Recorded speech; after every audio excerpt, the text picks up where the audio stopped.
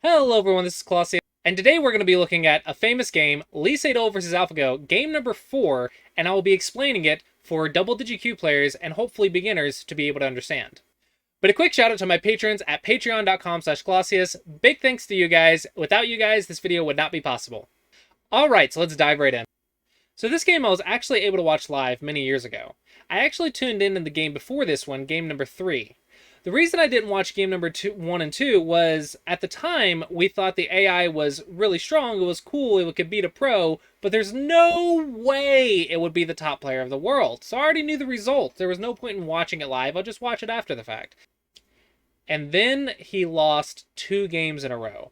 So I watched game number 3, and when he lost game 3, I was so awestruck that the top player in the world was losing all of the games. So he lost the best of 5 challenge, but he still has to finish the game. So this is game number 4, a very famous one. I think a lot of players know this one because this is the one that he won. And to this day, he's the only player to beat an artificial intelligence after Google's AlphaGo came out. So the game starts out quite normally. We're playing very normal patterns so far, and then we see this one, and I know a lot of players will say that, hey, you're supposed to fix this cutting point right here and finish the Joseki. And this is true, but it was actually quite common at the time to leave this cutting point, because if we get cut right here, it's actually not that difficult to simply play it out like this, and you can still make life. Yes, white gets some stone and some influence, but we got a free move to Tanuki with. So it's actually quite nice. So this one is nice because it's, even though it's not particularly the open side, the left side actually isn't that interesting because it's a third line already. And this one is potentially a fight. So this is a pretty normal move so far. And now we play the Tiger's Mouth, and we play this diagonal. Now, it was more common to simply play here. And this is another move that we saw in some of the other games, is the AI can actually peep right here, and when you connect, now this black position can Tanuki somewhere. So we actually knew this peep existed, but we never actually thought to peep in Tanuki until the AI showed us. So it was actually quite nice to see that this Tiger's Mouth was even more flexible than we thought it was. With that in mind, though, I'm pretty sure like some of the top pros at least knew that peep existed even before the AI, and also he probably saw it in the previous games as well. So I think that's the reason for this number 12 being on the 4th line. So here you see Lee Sedol playing very fast-paced, and I think it's perfectly fine to play this way. It should be noted, though, that white typically doesn't want to do this because we actually want to respond right here normally when there's a stone on both sides for our base. But not playing that shows that he's willing to fight in this area and fight it out in order to not get behind in the opening. All right, so we see some fighting spirit here, and this is the first interesting move of the game where some weird stuff is about to happen. The normal idea would be to simply support this white stone somehow, so perhaps a 1-point jump or an attach in the corner, something along the lines of just helping this stone. But actually, this play is another tactic that you can think about where you actually sacrifice the stone to put more emphasis on the left side. This one can be interesting because c6 is actually not defended yet. And also, since your corner is not defended yet as well, if you can start a fight right here, then it'll be too hard for black to attack this corner because he will also have a weak stone. So it's a very exciting position, but many variations can come from this, so we'll see how it goes. Attaches the common next move. And so he actually decides to make a base and just save the Aji for later. The other option is to try to go into the corner like so and just make life. You can also consider a Hane right here. And you can go here or the attach. So these are all ways that white can live in this corner. However, white chose to simply just play right here and make life and also start attacking the stone and just leave the corner Aji for later. Okay, and now he defends. So this defense is actually a very offensive move as well, because it actually takes the corner away from this black stone. So even though black got a lot of territory right here, white was able to save his corner, and now he controls the bottom left side of the board because this black stone is weak, and white has a base with both of his groups. However, Black just ignored and played for territory. And one thing that we've learned in recent years studying with the AI is the AI really, really loves territory. However, the AI is also really good at fighting. So if you try to copy the AI and just go exclusively for territory and your opponent gets a big center, well, then you can get in a lot of trouble if you don't know how to fight in that center. So even though the AI shows us that territory is very important, it's actually very difficult to balance the territory and the fighting and control of the center. And the reason the AI can do it so well is because the AI can read like so many moves. I believe it reads at least 50 moves deep every turn.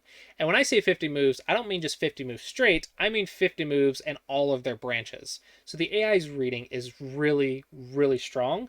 So it can afford to make these sort of territorial moves. So even though this is a very powerful move, I think most of us, it would be better to simply defend the stone, simply with maybe just running away or perhaps a shoulder hit. To run away as well. Now, it does recommend this move, so I'll go ahead and show this one as well. This one is actually a common sequence to try and get some forcing moves. So you can see that you are actually forcing this corner a bit. And if you try to do that, there is some Aji right here, plus you have the connections, but you can see now you have stones to work with to escape. So this is just another way to help you, but I wouldn't recommend this until at least single digit Q. All right, so here I believe Lee is just trying to make sure that he's not short on territory. He already controls this area, so even if Black plays first, he's still going to be in control of this area because he has no weak groups and Black does. So not letting Black get a territorial lead is actually a pretty decent response. I say pretty decent response like he's not the top player in the world. So the AI actually does this move to try to help the stone. Simple, like we mentioned, the simpler ideas is to jump and shoulder hit for us, but this one requires some reading. But I do like this idea of using your opponent's Aji or weakness to save yourself. So I think that's basically what the AI is doing here, is trying to get the forcing moves. This does come with a risk though. The risk is if white comes out right here, that actually damages the stone, but the risk for white is this stone also gets damaged. So it can be considered sort of a trade. So Lee actually plays this Hane right here to attack both of the stones and use all that Aji I just mentioned.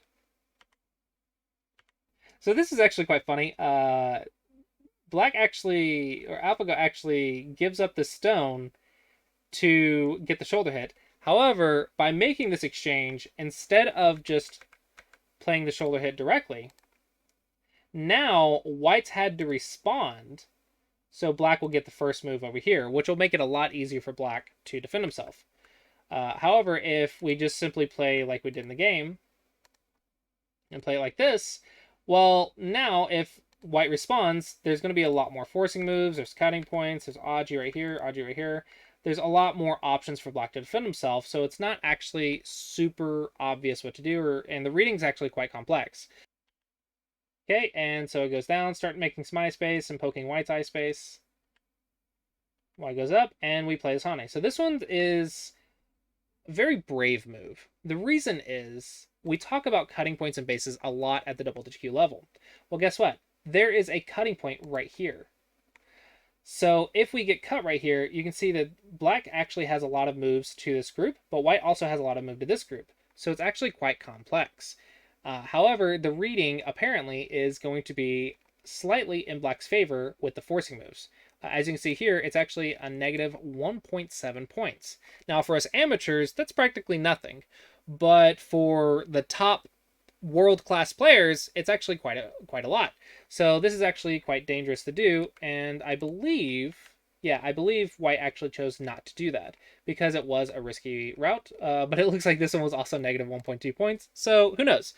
But definitely this Hane is a very brave move and shows very confident reading because the cutting point is quite dangerous and it's complex for both sides.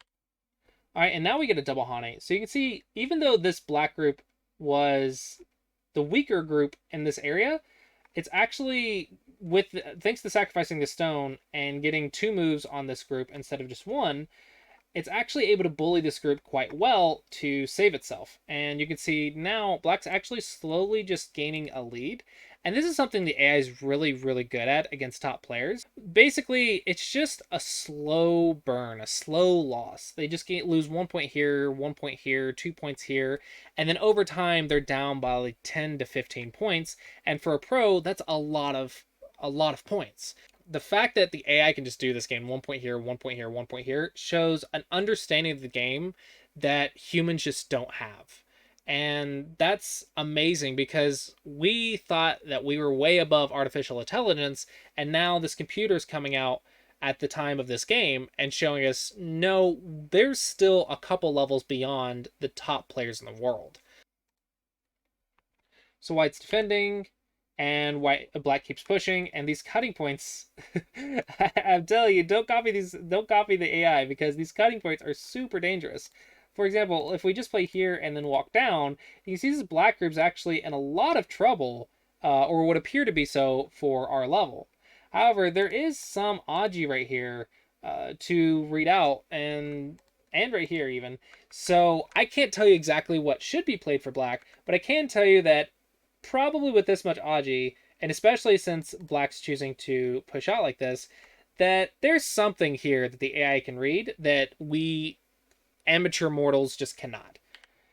So white actually descends down. This kind of can prove our theory that Lee Sedol also saw that the cut just didn't work. So there was too many forcing moves. I don't exactly know which ones, but we can assume from the follow-ups and from the moves there's too many forcing moves for black, and white just couldn't cut it off. And of course now black fixes the cutting points now that we lost the forcing moves. And white's still trying to come out. So the idea here is if white can keep this group disconnected from the top, white will be able to still bully this in the future and get control of the center without this group being at least somewhat cut off or having some Aji against it. This will be too easy for black, too easy of a game for black. And we don't want our opponent to have an easy time. We want to leave weaknesses in our opponent's position. This gives us ways to do things in Sente, or to do things by attacking, which is a lot more powerful than just doing things in Gote. Okay, and there is another cutting point here, but there's also a cutting point here, so we just got to watch those. So we go here, and now the cutting point is fixed for white because this does not work. You can see that ladder actually does work for black. So we are watching these cutting points, and white's almost alive at this point. But this Nobi up also does affect some stuff right here. So if black just fixes, there is a lot of Aji right here as well to break into this area. So with that in mind, AlphaGo does push. And now if we try to play, I believe this changes it a little bit. Because now if we connect, we actually can be cut. So this does change a little bit because of the cutting point. I'm sure there's more reading involved, but mostly when we're trying to understand these games at the double digit Q level, we want to keep a track of bases and cutting points, and then we can assume some reading depending on the follow-ups. So it looks like white is once again saving the Aji for later. Black is up by a couple points, so I think 2 points is a comfortable lead for a top player of the world. So we can say that white is feeling a little bit behind, so white's going to start some trouble. And Lee Sedol is really, really good at this. Lee Sedol is really good at forcing their opponent into a complicated fight and just outreading them. Unfortunately, this is the player that can read better than he can, and he he has just met his match. But we'll see, actually, this slowly just doesn't work because the AI just outreads Lee here, and even though the fighting spirit is clearly there, there's just no openings for him to take advantage of. So here he's using the attachment, trying to combine some Aji here, some cutting points here, and maybe even looking at the cuts here in order to destroy this area as efficiently and effectively as possible. And black is just playing super solid here, just keeping the territory, killing the Aji, keeping white weak, and just not giving any openings to white. And so here white plays a little bit of Sabaki. For those who don't know, Sabaki means to play loosely. Be willing to give up part of the group as long as the main chunk of it gets out. So it's a very fast way to run away, but it's very efficient, and it does require some good reading. So Sabaki is a strategy that you wouldn't learn until single digit Q, but it's a very fast-paced strategy, and that's kind of what we're seeing here is a loose way of running away for speed. Right? So black plays a shoulder hit here, and this one is quite nice because even though this will give white territory, you can see that the more we play on this right side, the stronger black gets right here, and now this group is super, super weak in the center of black's control. And we already see how good the AI is at attack and defense, and for a top level player, this is really scary. So of course, Lee's not going to let that happen, and Lee resist. This is quite common. We want to resist right here. Normally, what we would expect from this is a jump and then either a turn, like so. So that way we can get the territory in our base, and we already push it up, so we're a little bit in. But this also can attack this position quite well. Or we can push right here, and then we play a little bit of Sabagi shape right here. And this idea is that if you push and cut, I can sacrifice the one stone, so I can still get into the side, but I'm also out in the center. So it's a really great running shape.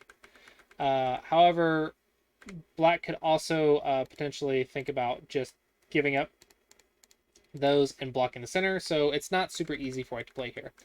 So let's just see how Lee handles that. Those are the normal variations, so let's see how this goes.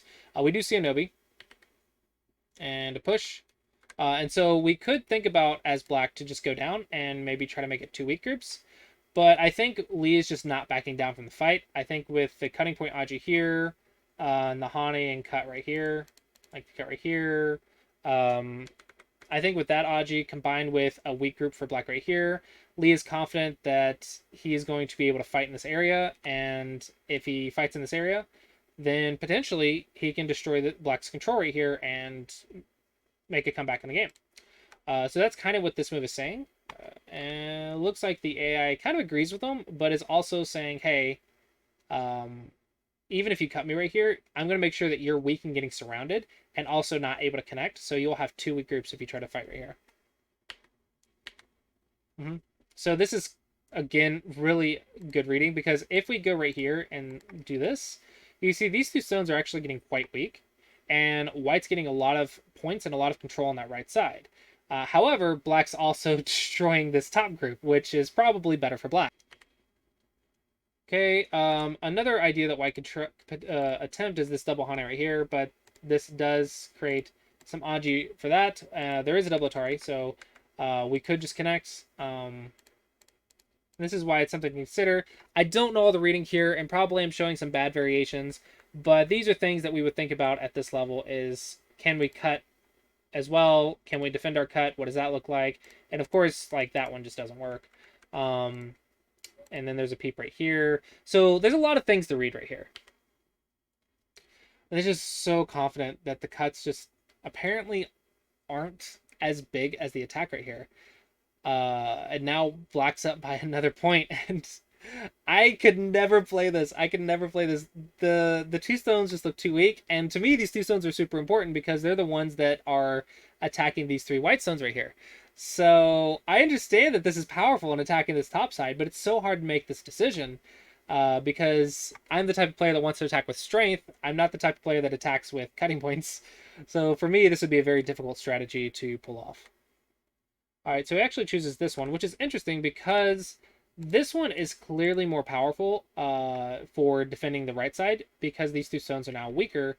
And if you try to just run like that, you can get cut. And if you try to run at this one, then you can potentially get surrounded. So this would definitely be the better attack against these 2 stones to help these 3. However, you can see the white group in the center is just getting demolished. So basically, Lee is saying that that attack just isn't going to be good enough. This group up here has to be defended somehow using Black's Aji. So even though we're helping the 2 stones a little bit, we're going to put the focus on these 2 stones and get the forcing moves here to save ourselves. All right, and we're getting the forcing moves and then trying to connect. And so this one is very exciting. So very easily we could just connect right here like this, or maybe even like this. And if black goes this way, then we can just connect like that with all the forcing moves. So it's very easy to actually start connecting right here. And then we have some eye space. We're on the 3rd line. The group's getting connected. So it'd be a very safe way to do it. But coming out right here shows that Lee is saying that safe is not good enough. I have to keep black weak and just keep fighting. So this is white. This is just white just pushing as hard as he can. He's going to just keep fighting and keep all the weaknesses and keep reading and keep pushing the game. And this is very dangerous, but Lee's also very, very good at this. So what do we do? So white, or sorry, AlphaGo does choose to cut off white right here. And so he goes for the fight. This one is doing exactly what we said before, which is attacking the 2 stones. White is attacking these 4 stones now, so the value is actually greater now. But this group is still weak, so it's kind of the exact same thing we were talking about earlier. However, he's probably keeping as much Aji alive as he can, and probably saying that he's just going to live using the Aji in here. And this is going to be very difficult for black, so it's also more value. But the AI clearly just doesn't like this move. Okay, so we see the Atari and connect. This is important because this is a stone that keeps the cutting points alive, so it's a very important stone to save. So black just starts fixing the cutting points. So this one shows that he is defending the right side because apparently the right side is just getting too weak. So if we do what we want to do and defend this somehow, with something, right? I don't know. I don't exactly know what, but with something in here. This descend down is actually very dangerous for white, and now it's becoming a life and death problem where this whole white group might die, and it might even become a capture race against these 4 black stones as well. 8.5 points at the pro level is a huge amount. I think it would be the equivalent of 40 or 50 points at the double digit Q level. So it's a huge amount, but Lee's still trying to say, I will find a way. I will find a way. So this is quite dangerous. But he's still doing it. And so instead of just capping, AlphaGo just makes it bigger. Instead of just capping and just going for the kill, he's just like, I'm gonna make it bigger. I can read it. And just make it bigger. And so now we see trying to reduce. Now, some of this can be given up. I do want to clarify that some of this can be given up because if these 4 stones are dead, which it looks like he invested a lot to get this right side area, then the territory is still reasonable. But this is clearly, with the information that we have, this is clearly better for black, and black is getting more. So this idea is saying that I'm not going to try to save all of these, but if I can destroy some points in this area, then the game is still possible because I got a lot of points on the right. This is not by any means connected, but it does, like, there is a knight's move right here, so there's cutting points right here, there's cutting points right here, there's cutting points right here. So there could be ways to destroy some points in this area, and that's probably what he's looking for. All right, so black actually starts fixing the knight's move cutting point and keeping these stones dead. This also limits how deep this stone can go, and then after black gets strong, black will be able to attack this stone and potentially these 3 stones to get some points right here, just furthering the lead. So I think that's the idea here, is to just solidify it. So here you can see white is actually trying to activate the cutting points now. And black is just saying, nope, they're just dead. So probably Lee is just wrong. Like, I'm pretty sure that Lee is just wrong. Like the commentary, the AI, Lee is just pretty much just wrong here. But he's trying everything he can. Like, it's almost to the point of resignation, but he's looking for any small opening. He's poking, he's prodding, he's probing. He's trying to find any forcing move, any cut Aji that he can to make something happen in this area.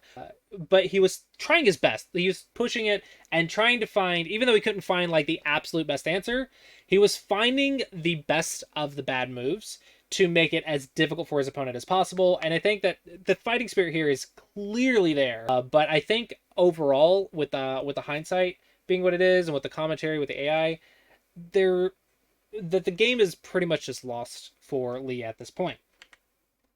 But he is poking. And here we find the famous move 78. Now, this move is famous because here we kind of see a shift in AlphaGo.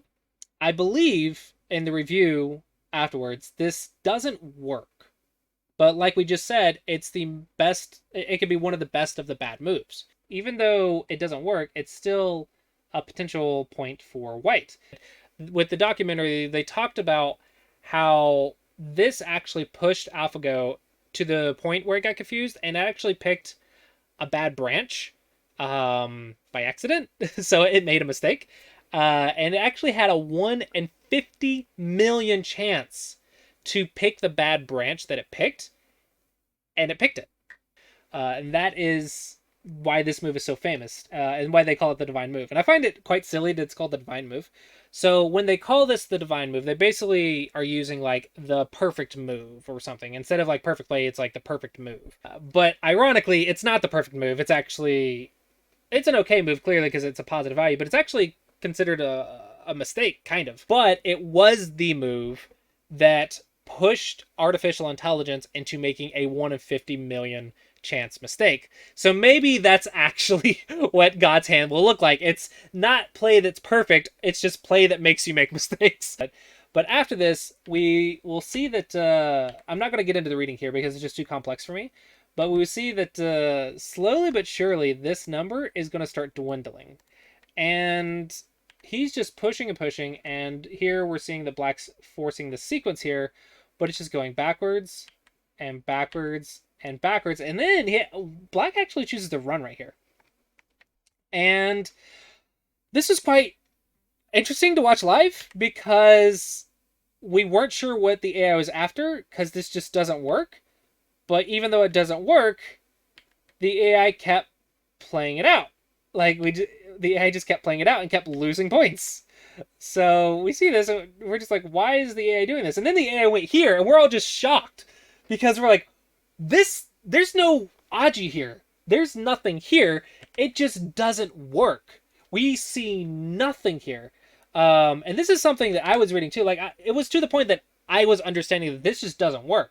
And I'm trying to think, what could he possibly be thinking? And so I'm watching the commentary because I know it doesn't work. And so I'm watching the commentary explain to me what is the chance for something to happen. And they can't find anything that works. So we see the AI is just making bad moves that have no future, no possibility. And you see it's a negative 5 points. It's just a bad move. There is no Aji. There is no future. There is no fighting spirit even. It's just a bad move. So it was shocking. We're like, oh, there is a weakness. There is a flaw in this programming. There is a flaw, a way to win against AlphaGo. And that is what Lee Sedol found. Somehow, some way, through sheer luck or force of will, he was able to find a way for AlphaGo to make a glitch and a mistake and find a way to make a comeback. Now, with modern AIs, this glitch actually has been fixed and patched, so it doesn't exist anymore. But maybe a new glitch will be found, who knows. The fact that he was able to find this in the famous 5 games is so exciting, and seeing this live was just amazing. Just seeing it all live was just amazing. And so now White has a clear lead. And remember, we were just saying how 8 points was like a 40 or 50 point lead for a double-digit Q. 8 points is a lot. Well, instead of being down by 8 points, now White is up by 8 points. And the AI is strong, but is the AI strong enough to come back an entire 8 points against a world-class player? And it just keeps going. Like, this move makes no sense. It just keeps going with the bad moves. And so we actually start seeing that White was able to just kill these because Black just died for no reason. Gave White a few points here and actually made White a little bit stronger here. And now White's continuing with the reduction here. And this move is just jumping out. Even though White can technically try to save these, well, now you can start getting surrounded. So it's actually quite dangerous. White, it's still not like super easy to read this. So for you and me, we wouldn't be able to follow this up. We'd still lose this game. But for Lee Sedol, like, he can read this. He knows exactly what to be doing here. There's a lot of forcing moves here.